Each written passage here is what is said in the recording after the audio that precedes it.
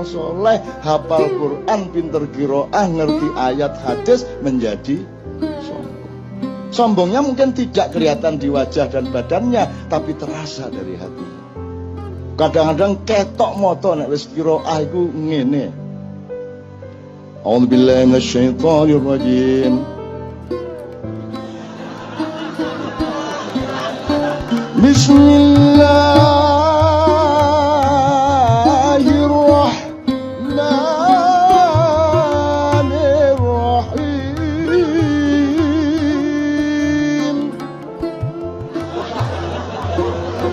Awas kalau tidak kagum, awas kalau tidak kagum, awas kalau tidak memuji saya, awas.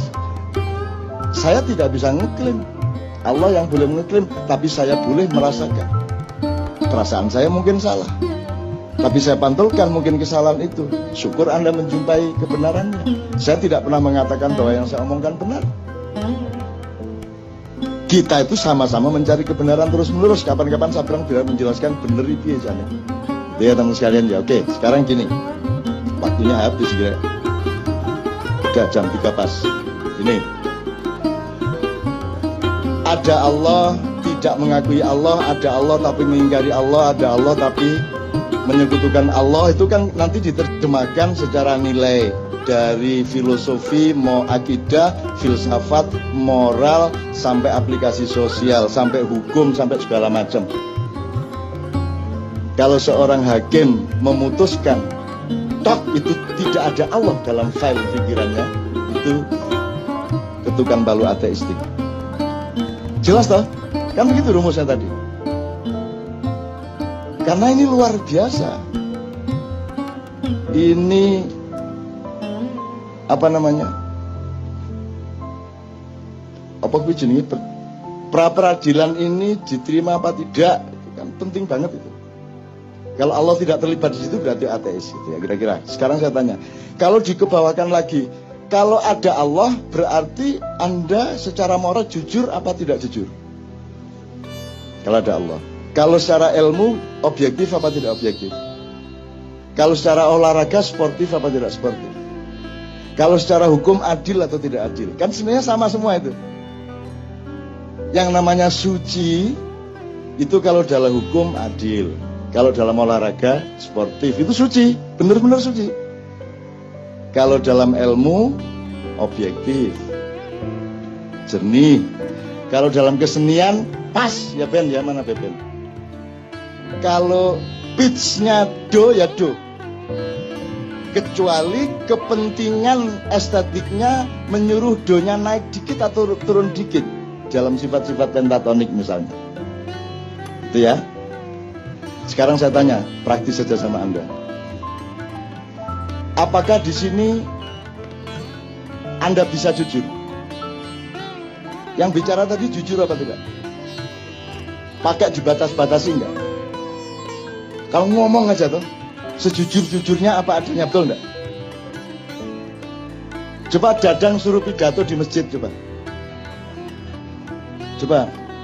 Demi Tuhan saya ateis, jajal ngomong ngono di Petamburan. Tapi Dadang boleh jujur menjadi dirinya. Dan aku mengerti aslinya dia. Aku tidak percaya kepada kata-katanya karena dia sangat lembut dan penuh cinta dan penuh kesolehan perilakunya. Loh. Aku tidak percaya sama kata-katanya. Kata-katanya itu untuk menutupi kesuciannya. Dadang, top tedang kamu dang. Mau masuk Facebook gitu ya. Ini sekalian ya, oke. Insya Allah di sini ya. Dari tadi saya di belakang 2-3 jam di sana. Dan saya lihat ini teman-teman jujur amat, suci mereka ini. Dan malaikat sudah Anda perintah untuk melindungi Anda. Karena malaikat itu kan fungsinya ya'malu ma yu'marun, mengerjakan yang diperintahkan. Ustaz, siapa yang punya hak memerintah malaikat? Allah. Manusia boleh enggak? Tolong kapan-kapan antum jelasin ya. Siapa ahsani takwim? Manusia. Siapa yang diberi hak khilafah? Manusia. Malaikat di bawah manusia atau di atas manusia dalam soal otoritas khilafah. Di bawah manusia, jadi Anda bisa perintah malaikat. Loh ini beneran. Kan bareng hati nih. Gendeng arek-arek iki. Kurang ajar aku diarani ngono karo arek-arek. Bayangin itu. Wah kalau banjir Nuh itu yang mati berjuta-juta orang itu Israel. Wah speed tinggi pokoknya gua. Reme mbuh piro itu. Gimana sih? Malaikat itu institusi. Gitu loh. Ada Perdana Menteri namanya Jibril, Menteri ini namanya Mikael, Menteri Penerangan namanya Israfil. Masa Israfil ini trompet terus masa diciptakan Allah bermiliar-miliatan penggaweane mek ngene ya. Gendeng arek-arek iki. Mbok pikirannya hidup. Nah, ini kan Anda berlatih untuk ludeng akalmu, betul enggak? Di sini ludeng enggak pikiranmu? Aku tanya di tempat mana yang kamu bisa ludeng semerdeka-merdekanya tapi tulus seperti di sini. Begitu kamu ke kantor, bisa kamu mikir gitu. Kebuntu kan gitu kan? Di sini Anda ludeng lah ya. Terus nodoh Israfilku penggaweane trombon. Gendeng arek-arek. Itu berarti dia yang melakukan, dia sound system, dia loudspeaker of all information from Allah, kan gitu. Jadi informasinya gak mek tuet-tuet tok. Engko dhek terus usul, Gusti Allah mbok kula nyuling barang. Mosok nerompet tok gitu kan. Engko dhek gawe proposal. Wah niku enten gamelan kula nggih tak ngegong ah. Arek-arek iki lho. Gimana ulama-ulama ini jelasin Islam ya Allah? Kok tidak boleh berkembang akal sehat? Gitu loh. Itu berarti dia yang menjadi duta informasi. Jadi al-khabirnya Allah itu melalui Israfil. Tapi khususan untuk Muhammad, surat sakti itu Jibril langsung Perdana Menteri gitu loh. Terus saiki mergo wis gak ono wahyu, Jibril nganggur. Ngene iki.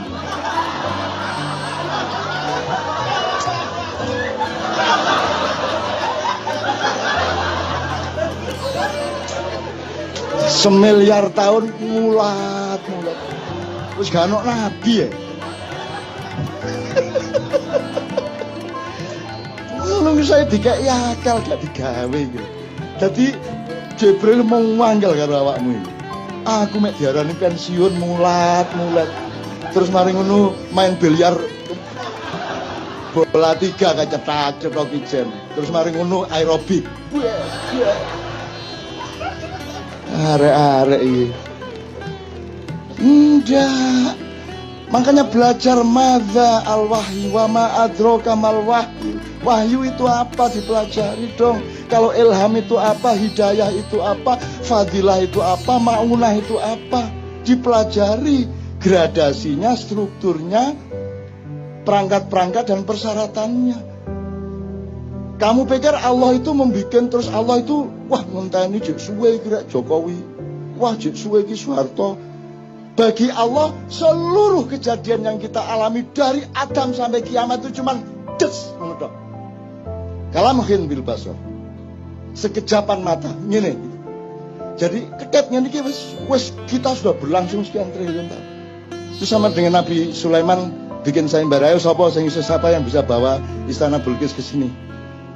Terus Ifrit saya yang akan angkut memindahkan istana Bilqis ke sini.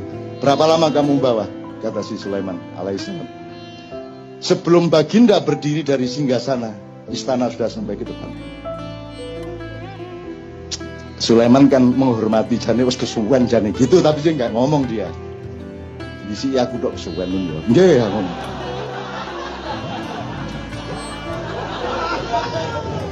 Akhirnya muncullah Asif bin Barkhiyah. Ya baginda, sebelum baginda selesai berkedip istana sudah jin. Terus Sulaiman gurung jawab, sudah di situ istananya. Jadi jin kalah sama manusia jauh. Dan malaikat disuruh Allah taat kepada khalifah. Makanya yang bikin proposal malaikat kepada Muhammad, kepada Ibrahim. Yang bikin proposal malaikat. Gunung bikin proposal kepada Muhammad. Ya Rasulullah, engkau dipanah oleh orang-orang kafir itu sehingga lehermu luka, sehingga pundakmu sengkleh dan engkau dievakuasi masuk ke gua Uhud. Mohon perkenankan aku untuk menjatuhkan, menggugurkan batu-batuku supaya menimpa pasukan-pasukan kafir itu. Terus malaikat Sang Hyang Bayu, Sang Hyang, macam-macam datang. Rasulullah izinkan, saya tak ngebes. Ngebes itu artinya badai. Saya tak nyunami.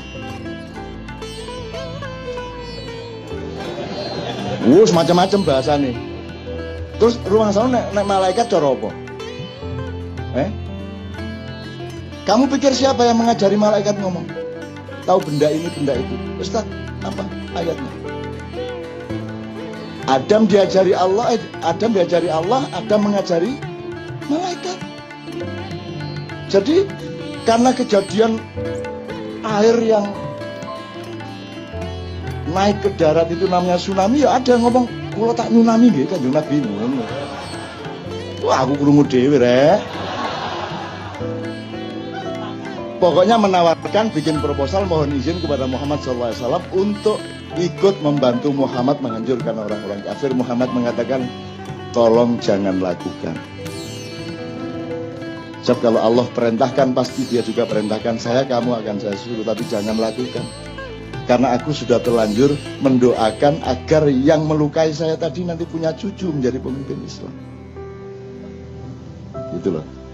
Jadi kalau orang utang tidak bayar-bayar, doakan, ya Allah, jadikanlah anak dia besok-besok orang yang murah hati memberi uang sebanyak-banyaknya kepadaku. Ngono.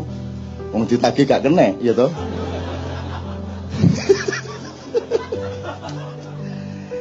Gembira ya Anda ya. Loh, ini namanya rahmatan lil alamin. Bukan hanya rahmatan lil ard loh. Kita khalifatun fil ard, tapi rahmatannya lil alamin. Jadi Anda harus bisa ke Mars. Anda harus naik ke langit-langit. Anda harus ke langit 2, langit 3. Anda menembus dimensi-dimensi. Karena Anda berkewajiban untuk rahmatan lil alamin. Lah ini bumi tok aja kamu gak bisa rahmatan lil alamin. Paten-patenan itu dino. Soal tato gelut. Ayo tatoan gak oleh wudu. Gitu toh? Gak sah wudumu. Seneng arek-arek. Kok gak sholat? Aku gak sholat wudu ya. Disangganya terus sedih, seneng. Wong gara-gara tatoan gak bisa wudu. Akhirnya dia gak pernah sholat kan. Sing salah sing ngembit atau sing karena gak sholat akhirnya. Jadi kalau Anda ingin tidak sholat, mulai besok tatoan. Padahal wudu itu kan bukan urusan kebersihan jasad, tapi kebersihan hidupmu, rohanimu, perilakumu, akhlakmu. Makanya secara simbolik meripatmu dibasuh, karena kamu harus waspada, kamu sering melihat hal-hal yang tidak baik. Begitu juga telingamu, mulutmu, hidungmu, dan seterusnya. Kakimu, tanganmu dibasuh karena dia sering melakukan, dibersihkan dari perilaku-perilaku biasa. Kalau yang kentut pantatmu tidak diusap. Masa anak wudu ngene kan? Ngene wudu. Enggak ada. Padahal yang kentut siapa? Jadi yang kotor mana? Pantatnya. Nah, jadi ternyata wudu itu bukan urusan kotornya badan. Wong buktinya yang dicuci mukanya. Kalau Anda tidak paham soal ini, lama-lama badanmu bertengkar sendiri. Badanmu, wajahmu begitu diwudi, aku gak melok ngentut.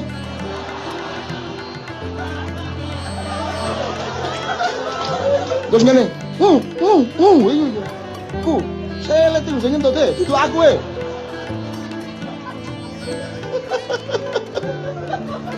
Logis ya? Jelas ya? Agama menggembirakan ya? Paling tidak menjadi rahmatan lil alamin pada dirimu, pada keluargamu, wis alhamdulillah. Kalau itu sudah kamu alami setahun 2 tahun, kamu adalah rahmatan lil alamin bagi tetanggamu, bagi semua yang ketemu dengan kamu. Kan begitu. Kalau Anda sudah mendapat cahaya, lama-lama Anda menyatu dengan cahaya, lama-lama Anda menjadi cahaya. Kalau Anda sudah menjadi cahaya, tidak perlu bersinar. Tak terus gendeng kan. Kalau Anda sudah bersatu dengan Allah, Anda tidak butuh iman. Gendeng lagi. Terus YouTube, MH, tidak butuh iman. Wow, titik 2. Dipotong meneh, so buntut. Maksud saya, iman itu kan jalan, jembatan untuk kamu berjumpa, supaya kamu tidak ragu-ragu terhadap perjumpaan denganku, kata Allah. Maka kamu menyatu dengan Allah. Kalau kamu hidupmu sudah terus-menerus ludeng Allah dan kamu secara dialektis, kamu tidak butuh iman lagi. Loh, ngarepe ngono iku. Ojo terus MH anti iman. Gendeng arek-arek itu. Lalu untuk yang kedua, sekarang umur saya 24 tahun dan sudah dipaksakan untuk menikah. Sementara untuk dari segi finansial itu belum siap. Nah, kalau untuk seperti itu, hal apa yang bisa menguatkan saya agar saya berani untuk mengambil keputusan itu, kapan menikah dan kenapa saya harus menikah? Dan mungkin juga ke Mas Imam ya yang baru saja menikah. Saya juga pengen tanya juga ke Mas Imam, maksudnya setelah sekian lama, hal apa yang membuat Mas Imam berani menikah? Itu saja. Assalamualaikum warahmatullahi wabarakatuh. Oke, saya mohon kalau Bapak ada yang mau merespon dulu dari berbagai pertanyaan atau langsung. Nyun sewu. Saya mulai dari yang terakhir ya supaya pikirannya alurnya muter ya. Nek kowe takon imam ya paling ya kesuwen le ngampet. Tapi saya kira itu alat untuk mencapai tujuan pernikahan, tapi tujuan pernikahan bukanlah seks kan gitu. Seks itu adalah mesinnya untuk regenerasi dan salah satu alat untuk mensyukuri betapa dahsyatnya kehidupan yang diciptakan oleh Allah Subhanahu wa taala. Yang imam sangat terlambat untuk merasakannya. Saya kira ada salah paham. Saya tidak meminta Anda untuk melacak nasab Anda. Artinya bapakmu, mbahmu, buyutmu, canggahmu, degudeg. Kowe seneng mangan ning kudu terbatas mangane, mergo kesehatan, mergo segala macam. Itu kan sebenarnya dilema.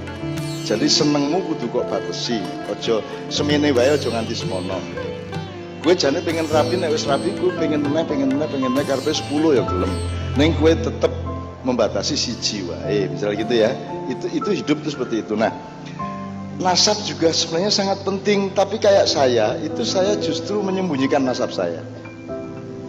Karena dilemanya begini, saya ingin memberi contoh kepada anak-anak saya, pada cucu-cucu saya, jangan mengandalkan nasabmu, jangan mengandalkan bapakmu dan mbahmu.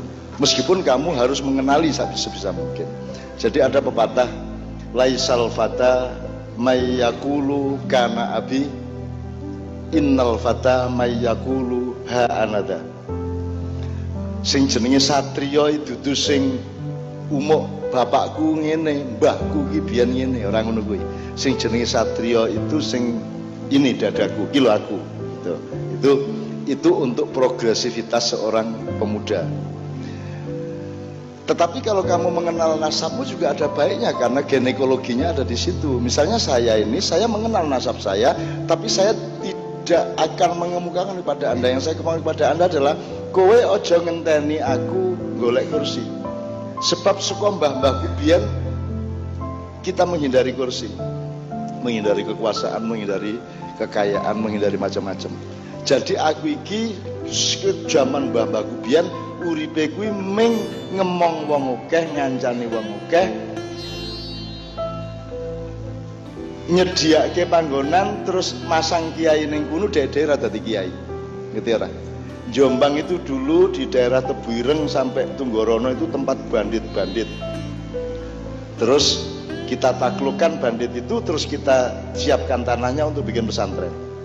Kita sendiri tidak menjadi kiai. Ya, itu satu jenis fungsi dalam kehidupan. Nah, ada orang nyun sewu yang terlalu mengandalkan nasab dan masyarakat juga tertipu oleh nasab. Dalam arti ini, ono wong sing lahir procot wis Gus. Burung buktekke apa-apa wis langsung Gus, akhirnya wis gampang wis pokoke nang ndi duwe kursi wis duwe pesawat. Nek kaya aku ndelikke emoh aku nek arep berfungsi ya mergo aku berfungsi, ora mergo mburiku ana Bung Karno gambare, ana gambare Mbah Hasyim, ana gambare Gus Dur, ora. Saya tidak akan memamerkan siapa saya. Yang saya tunjukkan kepada Anda adalah kasih sayang dan perilaku saya kepada Anda, manfaat saya kepada Anda. Sayanya tidak penting, mbahku tidak penting. Jadi saya tadi tidak menyuruh Anda untuk mencari nasab. Anda tidak tahu mbah Anda sebenarnya. Kalau tahu alhamdulillah, kalau tidak tahu tidak apa-apa. Yang penting Anda tahu diri Anda. Nah sekarang ini orang harus giling meneh awakmu, sebab kita ini sekarang kalau cari kerja tujuannya untuk dapat uang, kan begitu. Akhirnya cocok ora cocok, sing penting kowe entuk duit kan ngono. Kuwi padha wae karo ben entuk duit dadi macan terus mangan wedhus. Ben entuk duit ke dadi wedhus njur mangan suket. Padahal kowe iki cocoke mangan wedhus apa mangan suket. Nah, kamu harus menemukan dirimu siapa. Yang kamu suka itu apa, yang kamu bisa itu apa. Itu kerjakan sampai kamu ahli betul dalam pekerjaanmu itu, sehingga kamu akan dicari orang pada suatu hari. Jadi saran saya kepada generasi muda adalah 10 tahun lagi tak kandani, Indonesia akan menjadi bagian dari pusat perekonomian dunia. Amerika akan turun menjadi kelas 2, Eropa turun kelas 2, Amerika Latin kelas 3, Afrika kelas 3, tapi Asia Pasifik akan menjadi negara ekonomi utama di dunia.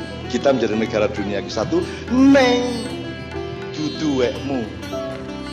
Nek kowe tetep kaya ngene iki terus, meng uripe menggolek duit, tidak mengasah keahlianmu dan keterampilanmu, kamu hanya akan jadi cleaning service, satpam, tukang ojek, pelayan, babu. Kamu sekarang harus siap jadi bos. Kamu siap menjadi ahli, kamu siap menjadi orang yang paling terampil di bidangmu. Sakarang anyar kue sing paling pinter kue, maka kamu akan diperlukan di masa yang akan datang. Itu maksud saya. Nah, temukan. Kalau sekarang sudah terlanjur Anda bekerja sesuatu yang Anda tidak sukai, ya dibagi dua waktunya. Pelan-pelan ini tetap kamu kerjakan, tapi yang hobimu, yang kamu seneng, yang kamu bisa dibangun. 10 tahun lagi kamu bisa pindah. Gitu loh. Jadi ojo ndolek penggawean untuk uang. Uang itu akan datang dengan sendirinya kalau kamu itu ahli terhadap suatu hal. Jadi temukan keahlianmu itu apa, gitu ya Dek ya.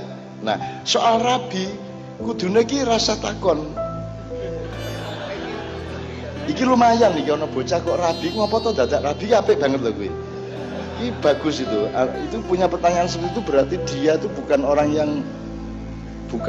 yang libido seksual, bukan orang yang geragas, apa jenenge kuwi? Nek cara wedhus berancah ya. Nek cara kene apa kuwi? Berajak ya. Berajak, berancah, nek Jombang berancah. Ini ternyata seorang lelaki yang lembut. Lelaki yang akan mengenakkan perempuan. Ya, tidak akan menyiksa perempuan. Ndak semua aku ra iso musik ya.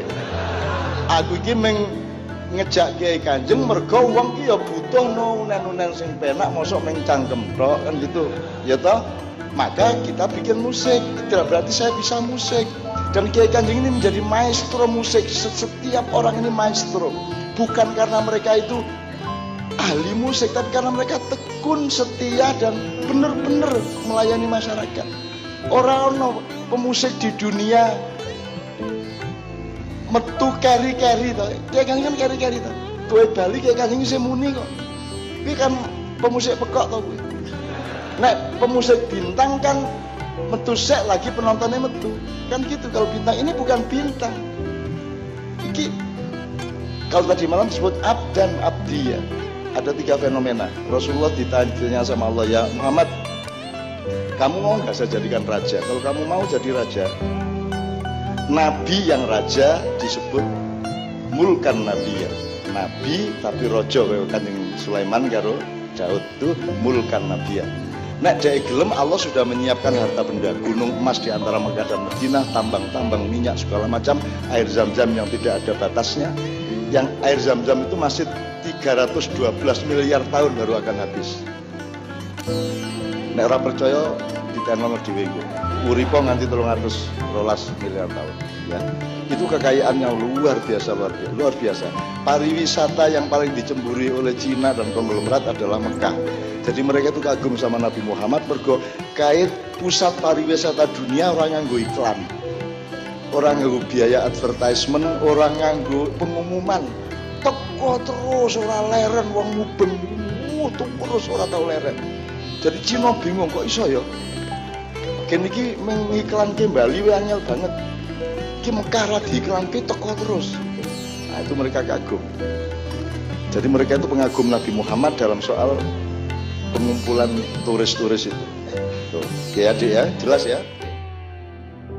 Nah malam hari ini berangkat dari kata kunci nalar tadi. Nalar itu adalah sifat yang dibangun oleh alat yang namanya akal, yang tidak dimiliki oleh bukan otak ya. Kalau otak kambing juga punya, ayam juga punya, tapi tidak punya akal. Karena jadi ada fungsi dari otak yang namanya akal. Jadi akal itu tidak jelas hardware apa software. Kalau di dalam kitab suci, dalam Al-Quran, menurut Mas Helmi, kata akal itu tidak ada kata bendanya, yang ada kata kerja. Jadi yakil atau takil gitu, takilun atau yakilun, tapi tidak ada aklun, tidak ada kata bendanya. Sehingga kita sekarang bisa melihat bahwa tanda yang namanya nalar itu kan hasilnya, outputnya Mas Anwar.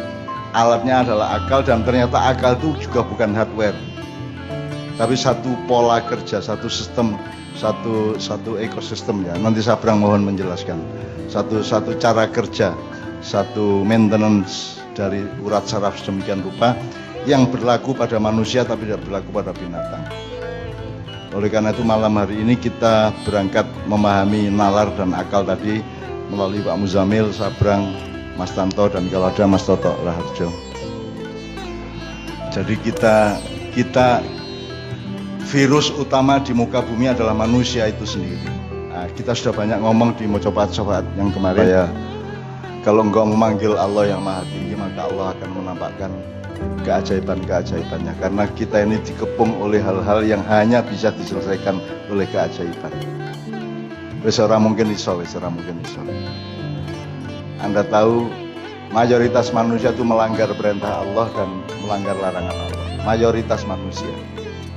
Sekarang kowe iki sak kantor karo sak rumah tangga nek bapak ibumu dilanggar karo anake entuk resiko toh, apa diusir, apa dinesoni, apa diskoros, apa segala macam, atau dipecat kalau di perusahaan.